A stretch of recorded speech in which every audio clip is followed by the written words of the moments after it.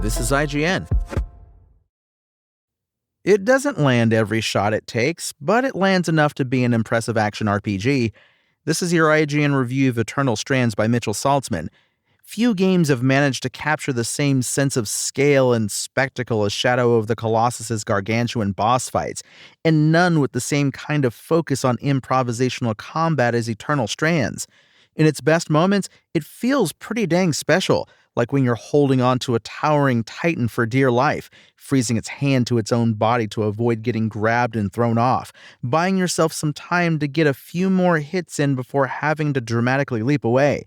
Unfortunately, that delicious center is sandwiched between frequently janky physics that often lead to confounding and punishing deaths, a bizarre weather system, and repetitive combat against smaller enemies that doesn't evolve in a substantial enough way to justify the roughly 30 hours it took me to finish Eternal Strands.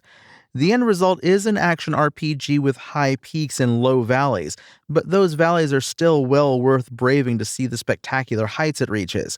Eternal Strands' world is well developed and rich with history and lore, but it never managed to fully sink its hooks into me.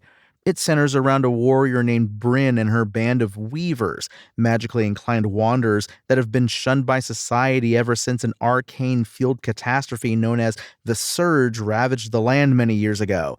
At the outset, Brynn and her fellow weavers managed to break through a magical barrier known as the Veil to reach the Enclave, which was once the beating heart of magic in the nation, but had mysteriously isolated itself from the rest of the world after the Surge.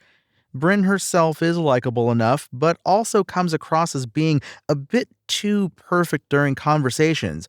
She always seems to have the right answers or knows all of the right things to say, and it leads to a conflictless dynamic between her and her friends that just feels kind of boring. Instead, what really makes Eternal Strands stand out is how the systems behind your various powers can interact with each other, allowing for some really creative approaches to combat and exploration. Your other central power is telekinesis, which is far less novel, but let's be real, it's never not been fun to telekinetically pick things up and hurl them around in a video game. These powers really come to life when you're battling against one of Eternal Strands' great foes.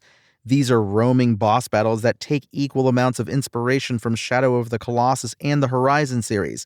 Like Shadow of the Colossus, you're able to freely scale these enemies as you try to make your way towards specific weak spots, while they do everything they can to stop you. They'll shake wildly, forcing you to tighten your grip to avoid losing all of your stamina.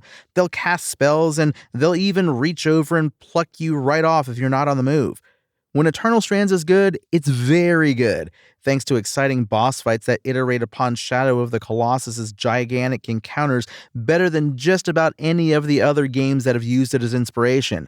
While its story is underwhelming and some aspects of its gear progression are especially convoluted, the combat is built on an extremely strong foundation, thanks to a versatile set of powers that encourage and reward creativity, especially in the show-stopping great foe battles.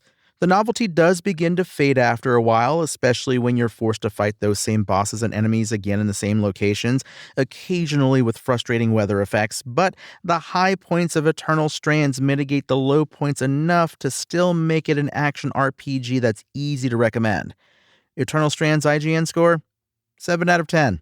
Thanks for listening to IGN. My name is Tony Jackson, and for the latest Eternal Strands updates, visit us at IGN.com.